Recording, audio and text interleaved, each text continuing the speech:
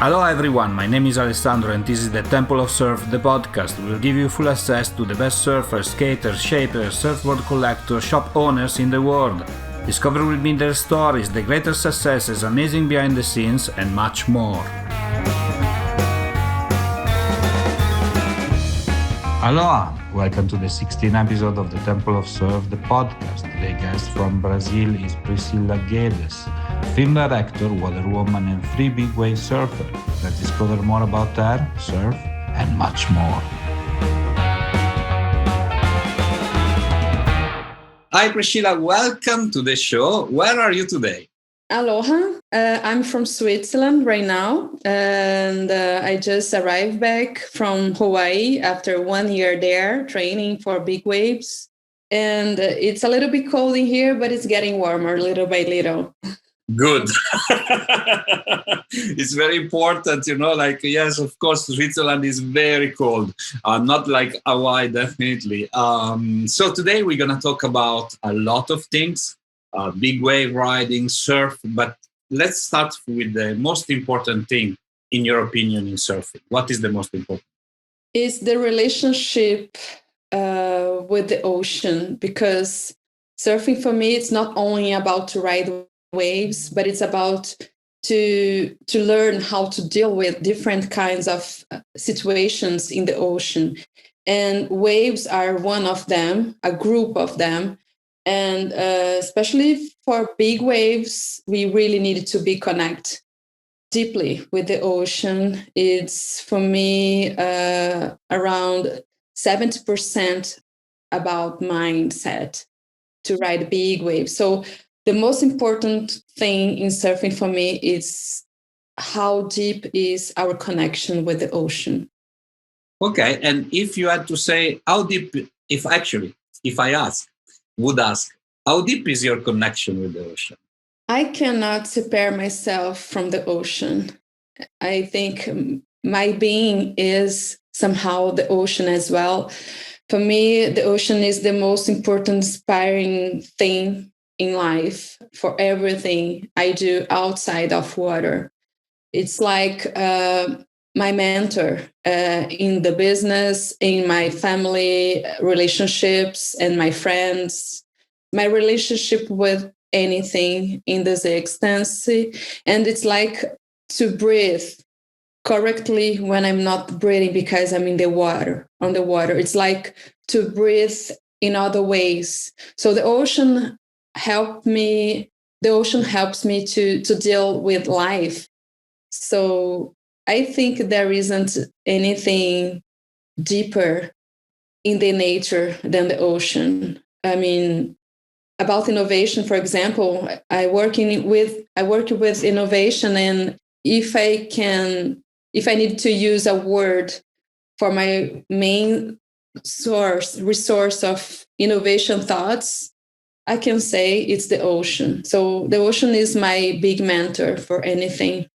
It's amazing what you're saying, because, you're saying the ocean is my big mentor, and basically it looks like it's your best friend, right? So yeah, but the best friend is not only for pleasure. That's the thing. It's sometimes it's scary, right? Especially if you are like a big wave rider, is not all the time friendly, right? Yes, the ocean for me, it's a very, very good friend, and good enough for telling me the truth. And when we have a real friend, this one is going to tell you the truth and not just what it's more convenient, So, for example, I had one very hard surfing session once. It was in Brazil. And I thought I could die that day. And the ocean showed me I wasn't ready for that kind of situation. The ocean told me, hey, girl, prepare yourself for this kind of situation because I want to enjoy with you. So looking for people who can help you to have this ability, this capacity to deal with this kind of waves, this kind of currents, this kind of winds, this kind of surfing conditions. Yeah. So it's like a very, very close and good friend. And we are so close, then we don't need to be geographically close, because it's about the heart, it's about the mindset, it's about the way of life, for sure. Like today, you are in Switzerland, so very far away from the ocean, right? But you bring the ocean with you, together with you, in your thought at least. Yes. I just spent 1 year in Hawaii, so I had a lot of ocean situations for training, for learning, for crying, for being happy, for enjoying. And this is a special time in the planet, in our life. So I think it's time to get together with who is the most important people to us. And I'm here with my son at home. I live in Switzerland, even if I have been travel everywhere for surfing, for working. I work in the film industry innovation market. So this year was very important for me in Hawaii, and now I'm very inspired to working on surfing projects in film industry and film industry innovation by a VR surfing game. VR is virtual reality. Virtual reality, yes. Yeah, and surfing is in my day by day, even if I'm not riding waves right now, but I'm preparing all time for the next season, and I'm training every day on the lake. I live in the lake. Okay, amazing. So yeah, I have water. It's cold, but it's also about to train. To train in cold water is very important. It's about to deal with our mindset in the same time. What was your first surfboard, like proper one? And do you still have it? Well, as I have been traveling a lot, it was always difficult to keep my boards. And my first board, both made and shaped, especially for me, was a Brazilian one from a shaper called Fabio Careca Surfboards. It was a long board. It was a 9.2 progressive, 3 fins. And I've got big waves with, because I didn't know yet I was a big rider in the beginning. I was just riding waves. I have a special attention for the big ones, because for me it was easier, because small waves, for me, it was always the environment where I was having injuries. I was all time hurting myself, breaking boards, breaking fins. So small waves, it's like harder to me for reading. Yeah, because I have been swimming since I was 6 months old, and I didn't know yet, but I was training already for big waves. I was swimming before to be able to walk, so I could move in the water better when I was a baby than outside of water. So that's how my mind have been dealing with water. So it's like a comfortable environment. And in big waves, the main thing is to be comfortable in the water. Yeah, definitely. Even if it's a difficult day, even if it's a hard moment. So it's how we'll deal with difficult situations in the water. So I didn't know yet, but I was growing up training for big waves because I was all time in the water. All ages in my life, I was in the water, in the ocean, swimming a lot, and apnea trainings naturally. And I discovered in Hawaii how important it was to be trained for this kind of environment, the water environment. And we can make a lot of things in big waves if you have a good calm, a good control of mind in the ocean. So that's how I found myself about surfing. Like what you're saying is interesting, because I interviewed Tom Carroll. Of course, he's a big wave rider too, right? And Yes. he was saying that meditation now is in doing meditation courses, and is professional certified meditator. I don't know if you say like that. Anyway, I said that meditation helps really, when you're under the water, not to be like afraid, not to freak out, and to be together with the ocean. Actually, together with the ocean, you just said it at the beginning, and it all goes back to that, right? Yes. The thing is, if you can work using all the tools we have in our body, we can control the mind. We can have more oxygen. We can keep more time underwater, not breathing.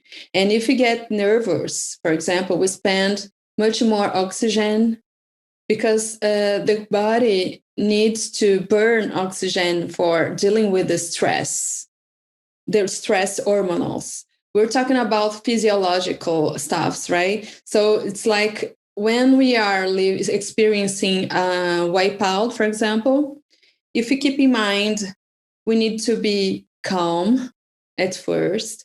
We need to relax the body. If you contract these face muscles, for example, when we are wiping out, having a wipeout, we lose already 25% of our lens capacity.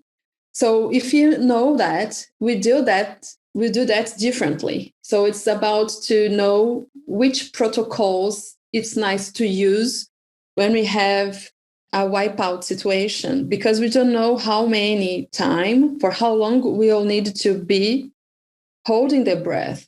So if we know we don't know how long we will need to keep holding our breath, we'll need to save the oxygen. We need to relax the maximum possible.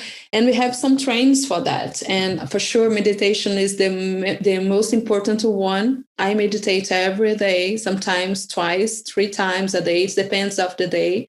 It depends what is happening around, about scheduling, about season. In big wave season, I meditate at least twice a day, and a lot of breathing exercises and physical exercises as well, because it's very physical for paddling out when we have big waves, because big waves means also big currents, and that means also other waves coming just behind that one you got, and we need to survive. So it's another kind of surfing as well.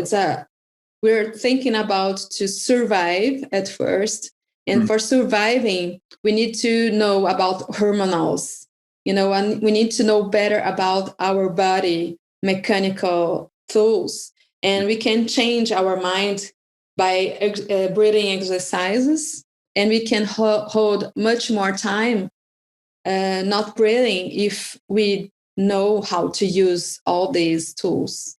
Yeah, it's a totally different perspective than the normal surfer, right? Big wave surfing. If you had to say what was the best wave that you ever catch, do you have like a memory of one wave that you were like, wow, stoked about it? Yeah, I've learned about mana in Hawaii by old people there, legends from the surfing industry, by the way, that I have met there. And mana is the power of the ocean. And in big waves, I saw that so much more in evidence. It was so much more clear. So I was chasing them. I was chasing mana in Hawaii by people, by the old culture there. And one day I was just relaxing, surfing at Publix with some friends by a longboard. By the way, it's in the south of Oahu, this surfing spot. Very rocky place, very hard. It was a big wave day, and I just saw from far a break, but it was very, very far. And I called my friends who were surfing with me, and I invited them to go there with me. And they told me, no, it's too far. It's not good. It's too shallow. It's too a lot of bad things. But I was feeling my heart some call, I was feeling I couldn't surf well after seeing this break, and I didn't see no one there. And I knew it could be dangerous. It's always a little bit danger. It's not a good idea to go there by myself. But I went because I saw the lifeguards were on the beach. There were people on the beach. We were in Lucky Down in Hawaii in this moment, but there were some professional people around there. So I wasn't by myself in the end, and I went there by paddling. And when I arrived there, it was a perfect break. It was 10 Hawaiian feet. That means, I don't know if you know about the Hawaiian measurements of waves, is the behind of the wave. So on the face of the wave, it's the double. So it was like 20 feet wave, a little bit 7 meters. So, but it was perfect. It was glassy, mellow, and it was a left. I'm goofy, and I just got so many waves that day, in so long waves. I was filming by my GoPro, and I had all these waves. Even if when it was closing out, it was long because we have always a little point of place where we can stay in a wave, even if it's closing out. Okay. So I was trying to find this place when the tide it was getting high, so the quality of the waves were changing. But I stayed the whole day there, and it was a magical day. And when I arrived back, I was on that moment be sponsored by Wavy Woman book by Vicky Durand. And I was living there in her house, and she told me, oh, this wave, because I showed her the videos, and she told me this wave was a Duki Kahanamoku wave, an historical wave called Castles. And I didn't know about nothing.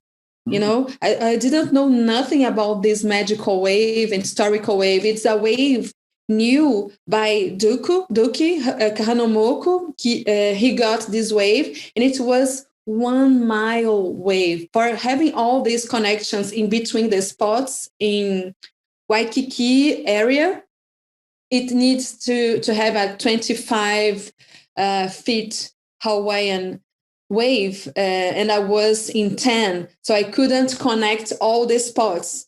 But even if I wasn't in this big of wave, in this big quantity of connections in between different spots, it was very long wave. It was an amazing wave. It wasn't the biggest one in my life. The biggest one, it was in the other side of Oahu.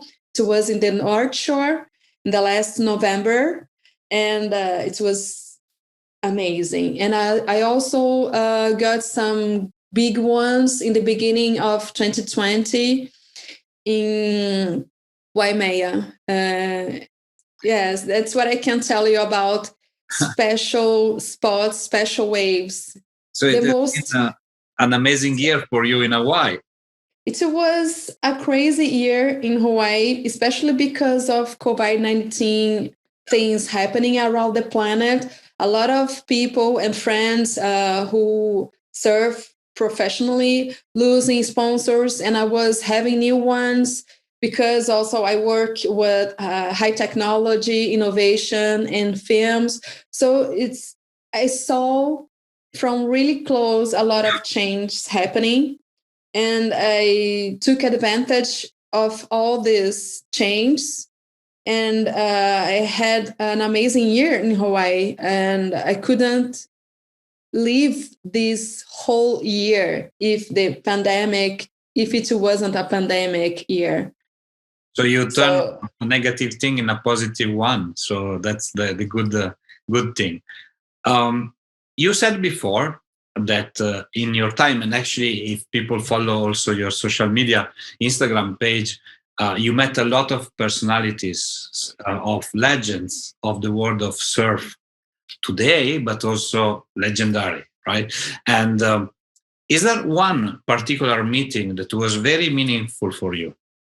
Well, it's unfair to say only one was the most important one, because I had so many steps in Hawaii during this crazy 2020 year. I had, for example, just in the beginning of my period there, a wonderful training by a legend, a Brazilian one, twice big wave world champion, Carlos Burley, who trained me towing techniques, big waves training by pedaling as well, with GANs, boards, and mindful sets. He teach me about what is surfing outside of water, especially in big waves. And then he went back to Brazil, and I was already riding waves much better. And some other people saw me surfing and having so much fun with old school boards, because I found a pleasure in find old school boards there. And I found one that I use, say, she found me. This board found me, because it was a Dick Brewer board that I bought for almost nothing. It was a very cheap board. It was like hide in the middle of normal boards, and I was having so much fun and filming myself having all this fun. And I think this energy could be saw by others. And so I became an athlete sponsored by Dick Brewer through his main assistant, Jimbo Yarborough. Hell yeah, it's the name of the label of surfboards. And I had 8 amazing magical boards for riding all this year long there, made by the most legendary shaper in the world, the most influencer as a shaper in the whole surfing industry. And then I've met also Jocko Sunderland, who made an interview. He made part of my film, Chasing Mana, as well. We are in post-production with this film, who teach me a lot of things about mana, about the energy of aloha, the real sense, the real meaning of aloha and mahalo and other Hawaiian old words, Vicky Durand is a legend as well. She was in the first Hawaiian team for surfers. Yeah. She made story. She makes part of all this history. And I've met Dick Brewer, so I couldn't believe that was happening to me, because I even didn't plan all that, that all this was happening little by little. And I was just taking advantage of every good opportunity in a very healthy way. Because sometimes when we see a good opportunity, it's also important to balance our relationship with this good opportunity and to give something back to this opportunity as well. So I think all of them can have something positive from me as well, from this relationship we had together. And that's also why what Chasing Mana film is about. It's about my relationship with them. So just before talking about Chasing Mana, Carlos Burl is going to be the guest of Wednesday. So I interviewed I interviewed him in August 2020 when he was in Brazil. So I think right after maybe you met him in Hawaii, he went to Brazil. I interviewed him in August. We trained together in March, last March, in Hawaii. I left in his house with his family in Hawaii. That's nice. So anyway, on Wednesday, you're going to see this podcast, and I think he's a very special person. And he is a legend, an icon, and a Brazilian surfer as well. So anyway, just saying that, chasing mana. So post production now. Tell us more about this. Tell me more and us more about this project. When you're gonna release it? How you're gonna release it? Yeah, I went to Hawaii for 1 month, and all this COVID-19 changed the plans. And I was there chasing mana. And when I thought to people why I was still in Hawaii, people told me all the time, Priscilla, you should make a film of all this. Because I was still in Hawaii, I didn't have my passport, credit cards, money, cell phone anymore for a while. I need to organize myself again. And when I was organized again, there was a pandemic planet. So I couldn't travel anymore. I couldn't back home. And we had so many great waves nonstop because COVID didn't stop the waves. Yeah, of course. And yeah, and even if we were in lockdown, we could surfing every day there. So I took advantage of that, and I just realized that I was around so many special people, you know. So I just realized that I had the perfect situation for making a nice film about chasing mana, and I was chasing something outside of me. I was chasing something that people maybe could help me to understand by their explications, by their histories, by sharing their experiences. And I just realized it. They helped me to see that mana was already all time inside of me. That's what made me be there. So that's how I saw the end of the film. So I'm just in post production right now with different kinds of professional people who are helping me to make this sculpture a very beautiful story for sharing with people. We're planning to launch this film around May, April, and late April and May. Amazing. Let me know about it, and so definitely we're gonna support as much as possible the film. So congratulations for that. It's actually a great title, Chasing Mana, and it's also something that, as you said, comes from you first, right? And then it becomes a movie, but for a film, then it's a personal experience. That's actually what matters, right? Yeah, it's a personal experience, but more than that, I don't think it's gonna be hard to the ocean to identify themselves in my experience, because when we are surfing, we are always chasing something. We are just chasing this feeling, this energy, and sometimes we don't know how to call this energy. And I was chasing this energy, but more than that, I was chasing the codes, the names, the story of this energy. And I found a lot of people, important people in the surfing industry, who teach me about this, and they talk about that. For example, Joko Sunderland told me about his mother, and his mother was a big water woman in Hawaii.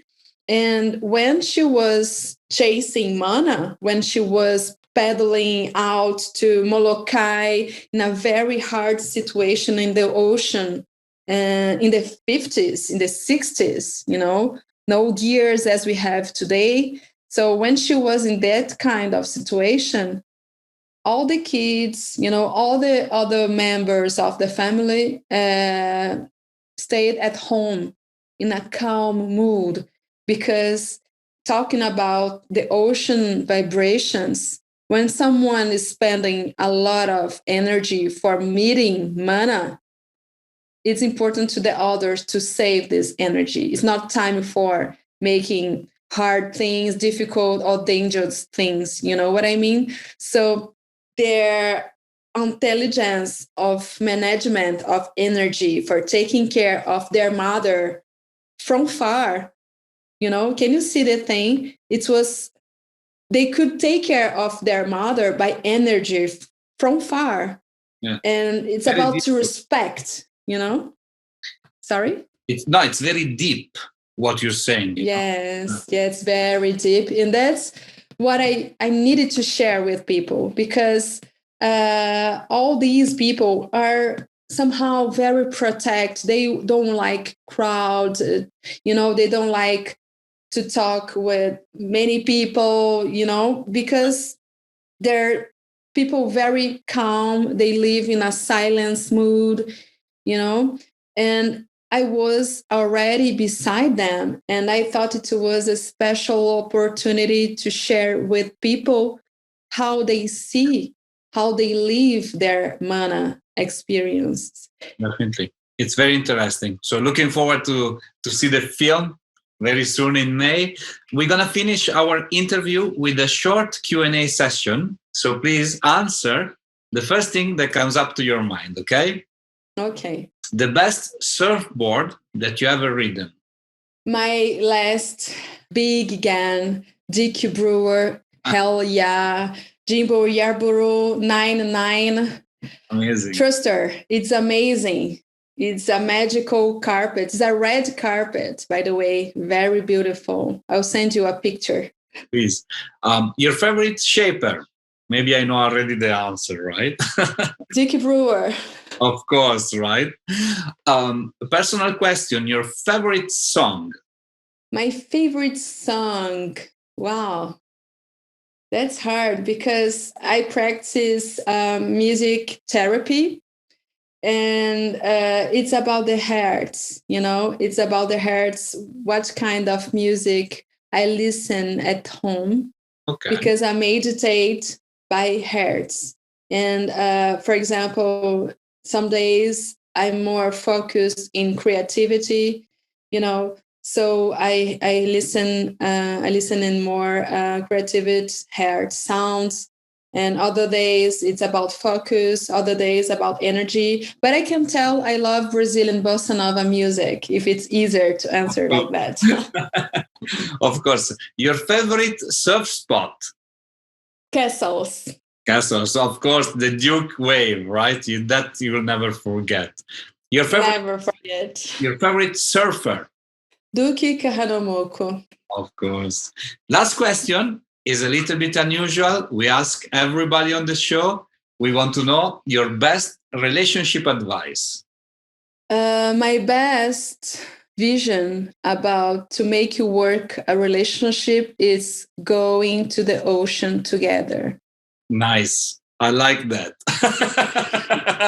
Nobody told me that before, and I really like a very good answer. Well, thanks a lot, Priscila, to be on the show with me today, and I look forward to talk to you very soon. Enjoy your evening. Mahalo. Okay. Thank you very much. Mahalo. Ciao. Mahalo. Ciao, ciao.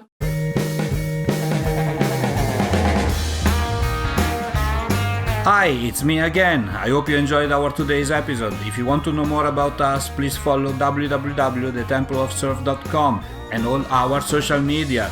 Mahalo!